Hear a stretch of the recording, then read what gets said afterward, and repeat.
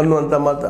ಹಾಗಾದರೂ 2028ರಲ್ಲಿ ಇವರ ನಾಯಕತ್ವದಲ್ಲಿ D K she ಅವ್ರಿಗೆ ಬೆಂಬಲ ಸೂಚನೆವಾದ್ರೆ ನಿಶ್ಚಿತವಾಗಿ ಇನ್ನಷ್ಟು ಬಲಿಷ್ಠ ಆಗ್ತದೆ. ಮತ್ತು ಗ್ಯಾರಂಟಿಗಳನ್ನು ಕೊಡ್ತಾ ಇದ್ದಾರೆ ಅಧಿಕಾರದವ್ರ ಕೈಯಾಗ. ಗ್ಯಾರಂಟಿ ಜೊತೆಗೆ ಇನ್ನೂ ಅನೇಕ OBC ರಿಸರ್ವೇಷನ್ ಅದು ಈಗ ಮಾಡೋ ಲೆಕ್ಕದಲ್ಲಿದ್ದಾವೆ.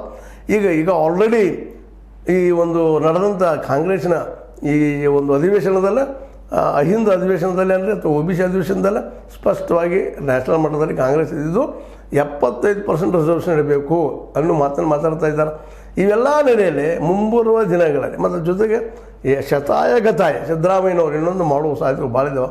ಏನಪ್ಪ ಅಂತಂದ್ರೆ ಈ ಜನಗಣತಿ ಜಾತಿ ಗಣತಿ ನಿಶ್ಚಿತವಾಗಿ ಜಲ್ದಿ ಮಾಡಿಸೋ ಸಾಧ್ಯತೆಗಳಿದ್ದಾವೆ.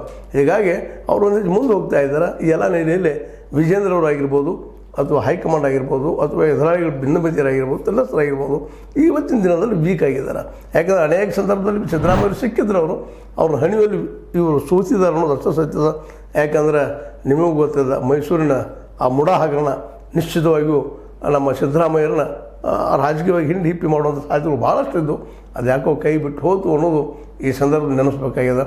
ಅದಕ್ಕೆ ನಾನು ಯತ್ನಾಳ್ ಹೇಳ್ತಾರೆ ಹೊಂದಾಣಿಕೆ ರಾಜಕಾರಣ ಅಂತೇಳಿ ಇರ್ಬೋದು, ಇಲ್ಲ ಅಂತಲ್ಲ.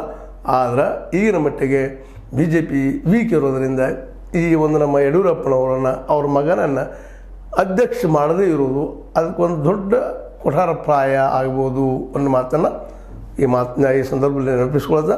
ಆದರೂ ಪ್ರಯತ್ನ ನಡೆಸಿದ್ದಾರೆ. ಯಾರು ಗೆಲ್ತಾರೋ ಗೆಲ್ಲಿ, ನೋಡೋದಷ್ಟು ನಮ್ಮ ಕೆಲಸ. ಪತ್ರಕರ್ತರ ಕೆಲಸ ಏನಪ್ಪ ಅಂದ್ರೆ ಸುದ್ದಿ ಏನು ನಡೆದ ನಿಮಗೆ ಪ್ರಾಮಾಣಿಕವಾಗಿ ಹೇಳುವಂಥದ್ದು, ಗೆಲ್ಲಿಸೋದು ಬಿಡೋದು ಮತದಾರರಿಗೆ ಬಿಟ್ಟಂಥ ವಿಷಯ ಅಂತ ಹೇಳ್ತಾ ಯಾರೇನು ತಿಳಿಸೋದಷ್ಟೇ ಕೆಲಸ.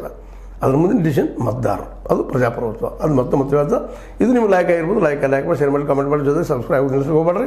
S60 ನ್ಯೂಸ್ ಅರ್ಥ ಸಿದ್ದರಾಮಯ್ಯ ಸತ್ಯದ ಕೈಗೊಂಡು ವಂದನೆಗಳು.